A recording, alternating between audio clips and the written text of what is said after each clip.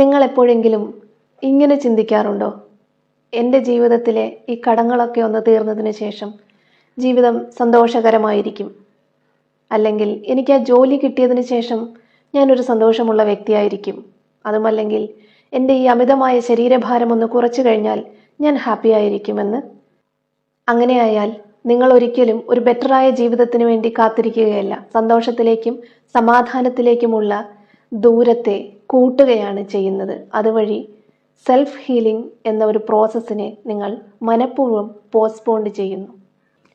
Condition ചെയ്യപ്പെട്ട ഒരു വിശ്വാസം മാത്രമാണ് സന്തോഷം എന്നത് എന്തിൻ്റെയൊക്കെയോ ഒരു പ്രതിഫലമാണ് എന്നത്. അതായത് സന്തോഷം ലഭിക്കണമെങ്കിൽ വലുതെന്തൊക്കെയോ നേടിയെടുക്കണം എന്നുള്ള ഒരു വിശ്വാസത്തെയാണ് നമ്മൾ കാലാകാലങ്ങളായി ഊട്ടി ഉറപ്പിച്ചുകൊണ്ടിരിക്കുന്നത്. ഇത് തന്നെയാണ് സന്തോഷത്തെക്കുറിച്ചുള്ള ഏറ്റവും വലിയ ട്രാപ്പ്. അത്